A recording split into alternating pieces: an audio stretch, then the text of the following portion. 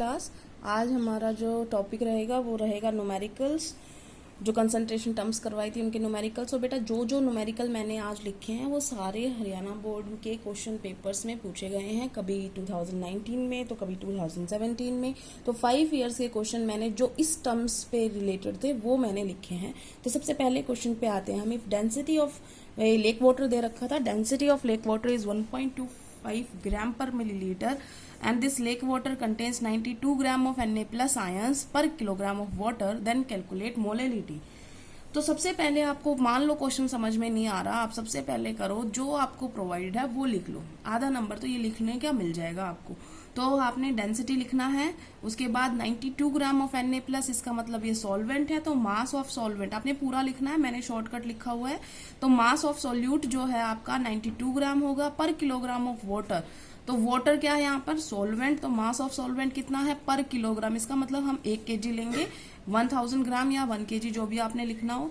अब मोलेलिटी का जो फॉर्मूला है वो हमें क्या याद होना चाहिए, तभी हमने मोलेलिटी निकाल सकेंगे हम। मोलेलिटी क्या होती है? Number of moles of solute dissolved पर किलोग्राम ऑफ सॉल्वेंट। तो number of moles of solute हमारे पास हमने निकालने हैं बटे में मास ऑफ सॉल्वेंट, वो हमें प्रोवाइडेड है 1 किलोग्राम। ठीक है, अगर हम ग्राम लिखेंगे तो इंटू में 1000 कर देंगे, तो हमें करने की जरूरत नहीं है, ऑलरेडी किलोग्राम में प्रोवाइडेड है। अब नंबर ऑफ मोल्स हम कैलकुलेट करेंगे। नंबर ऑफ मोल्स हम किसी भी चीज के कैलकुलेट करते हैं तो गिवन मास बटे में उसका एटॉमिक मास या मोलिकुलर मास। तो गिवन मास हमारे पास है 92, सोडियम का कितना होता है 23, तो ये हमारे मोल्स आ गए। ये हम वैल्यू हम मोलेलिटी के लिए लिख देंगे। मोलेलिटी के लिए 92/23 बटे में 1, बस ये आपका क्या आ गया? Moles per kilogram. या तो आप ये यूनिट लिख सकते हैं या सिंपल आप इसको सॉल्व जो भी करेंगे जो भी आएगा, सिंपल आप जो भी टर्म आएगी उसके पीछे स्मॉल m लिख दो, बस क्वेश्चन हो गया। ये क्वेश्चन थोड़ा सा ट्रिकी नहीं था लेकिन कंफ्यूजिंग था इस वजह से क्योंकि यहाँ पर डेंसिटी प्रोवाइड थी, और डेंसिटी प्रोवाइड थी तो बच्चे ये सोचेंगे कि डेंसिटी का कुछ ना कुछ यूज जरूर करना है, तो वो जरूर कुछ ना कुछ यूज करते, लेकिन इसमें कोई डेंसिटी का यूज करना ही नहीं था। ये जस्ट फिर कंफ्यूजन आपको दिया गया था कि आप कंफ्यूज हो जाए और इसका कहीं इस्तेमाल करें। तो मोलेलिटी में इस्तेमाल नहीं करना था। अगर आपसे मोलैरिटी पूछी होती तो आपको वॉल्यूम ऑफ सॉल्यूशन, जो मोलैरिटी का फॉर्मूला होता है ना, तो यहाँ पे वॉल्यूम ऑफ सॉल्यूशन आता है, तो आपको इसकी जरूरत पड़ती। अभी आपको इसकी कोई जरूरत नहीं है।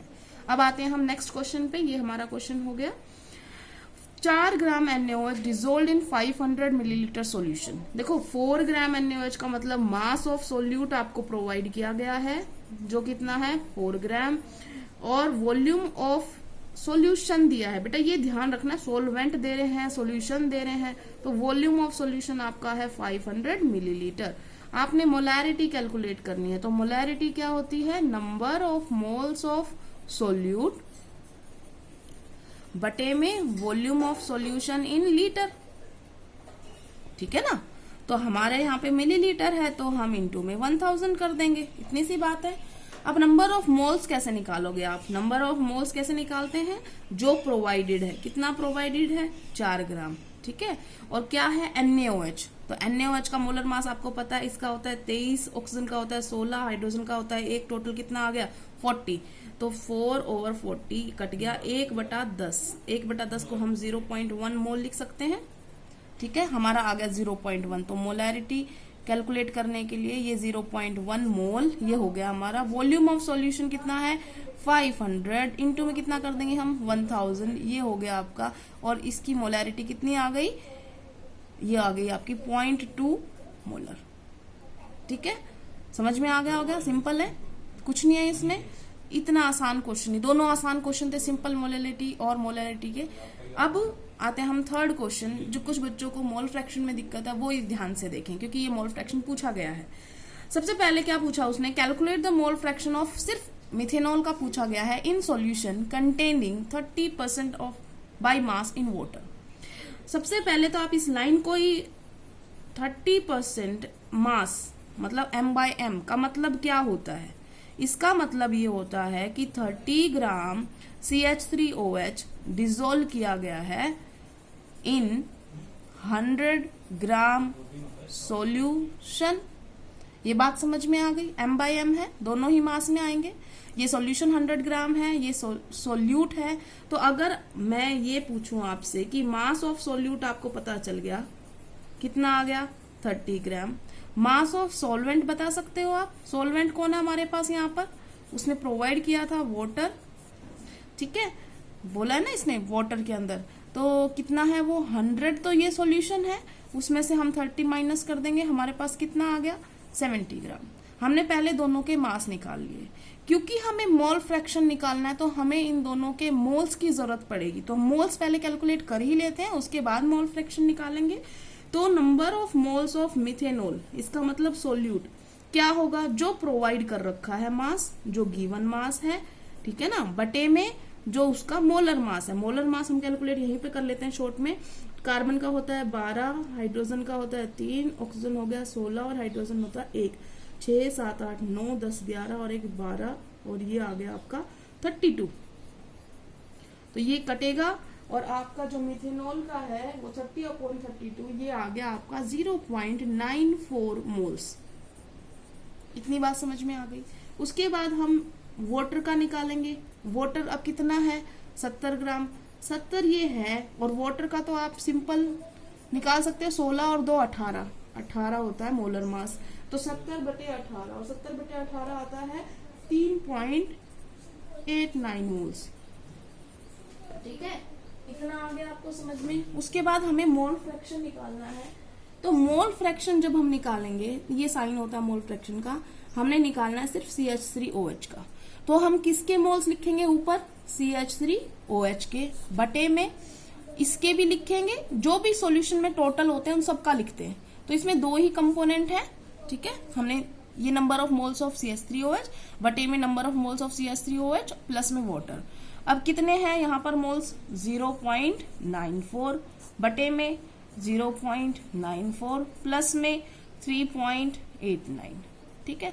तो ये आपका कैलकुलेशन करोगे पूरी, तो ये आपका अप्रोक्सीमेट आएगा 0.195।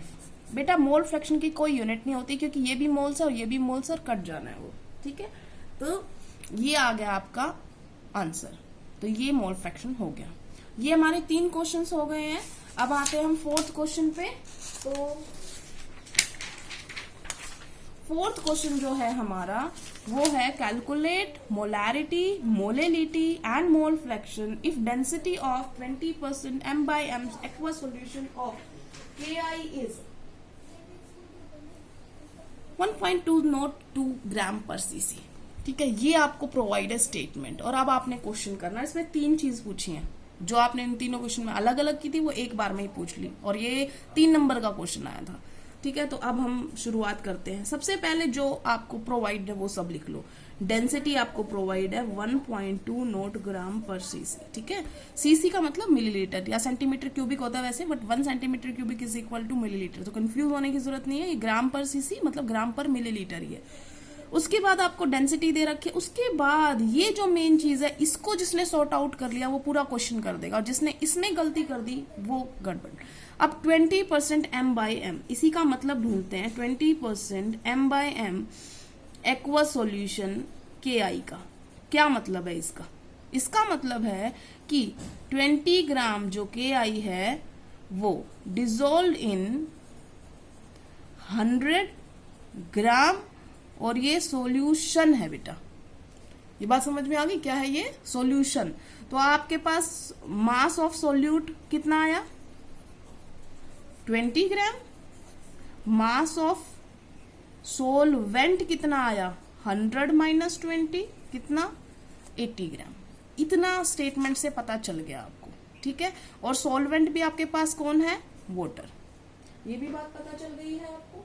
उसके बाद हम क्वेश्चन करते हैं, और क्वेश्चन करने के लिए सबसे पहले आपको क्या चाहिए?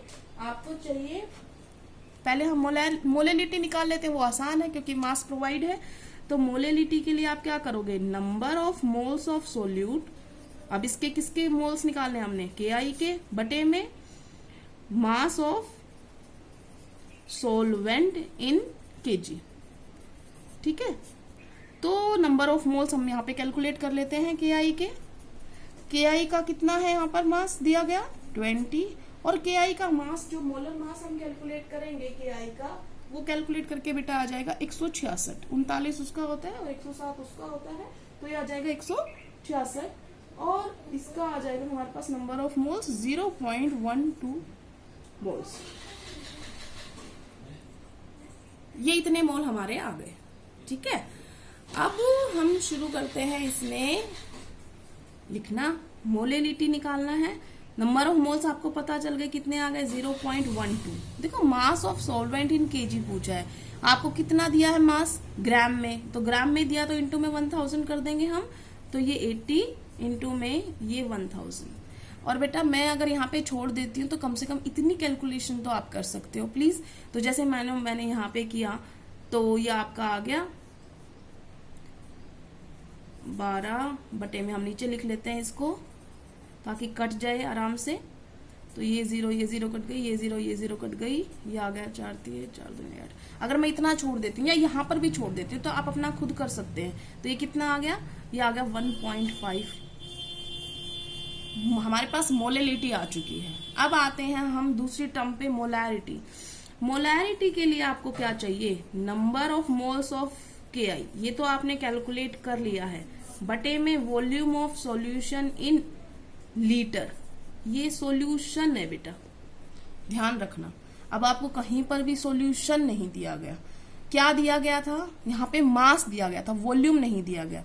तो हम पहले लिख लेते हैं हमें क्या प्रोवाइडेड है, हमें मास ऑफ, बेटा मैं यहाँ पर आपको समझाने के लिए इसी शीट में करती हूँ, आपके पास कॉपी है बकायदा उसको नीचे लिख सकते हैं यहाँ पर ही कैलकुलेट करने के लिए। मेरी तरह बिल्कुल ऐसे मत किया करो, सेम टू सेम मत उतारा करो।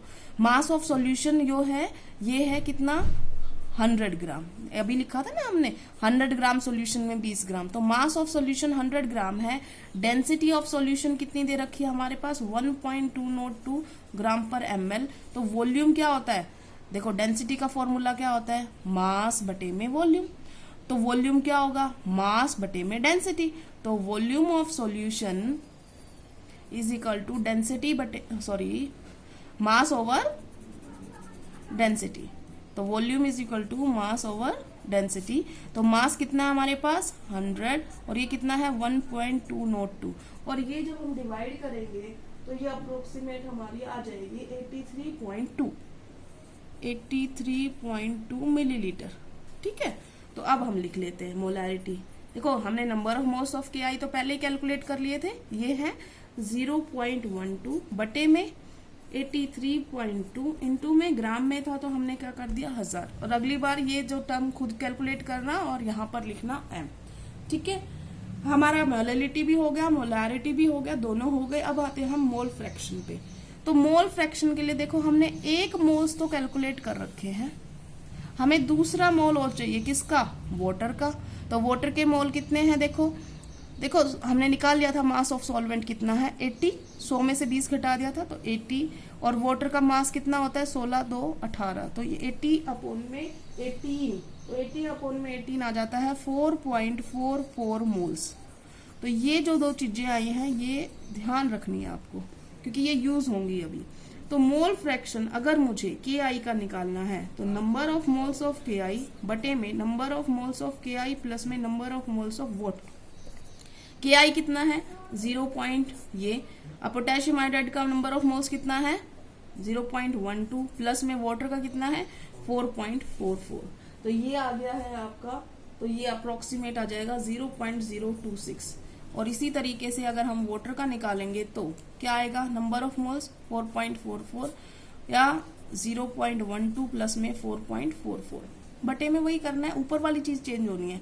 उसके बाद ये आप कैलकुलेट करोगे तो ये अप्रोक्सीमेट आता है 0.97। ठीक है, अगर आपको ये कैलकुलेशन करने में दिक्कत है तो आप किसी एक की कैलकुलेशन कर लो, दूसरे के अपने आप निकाल लो। कैसे निकाल सकते हो, क्योंकि मोल फ्रैक्शन दो ही चीज है, तो मोल फ्रैक्शन वाटर प्लस में के आई क्या होना चाहिए 1। तो मान लो आपको वाटर का पता है और आपको के आई का निकालना है, तो के I is equal to 1 minus ये, तो कितना है ये 0.97, तो अप्रोक्सीमेट कितना आ गया 0.03। ठीक है, तो आप ये देखो ये क्या इससे मैच कर रहा है, 0.03 हमारा इस तरीके से, तो 6 का अगर हम राउंड ऑफ करेंगे तो 3 आएगा। तो अब ये हमारे कैलकुलेट हो गई सारी की सारी, हमने मोलैरिटी भी कैलकुलेट कर ली, मोलेलिटी भी कैलकुलेट कर ली और मोल फ्रैक्शन भी कैलकुलेट कर लिया दोनों का। ठीक है, थैंक यू क्लास।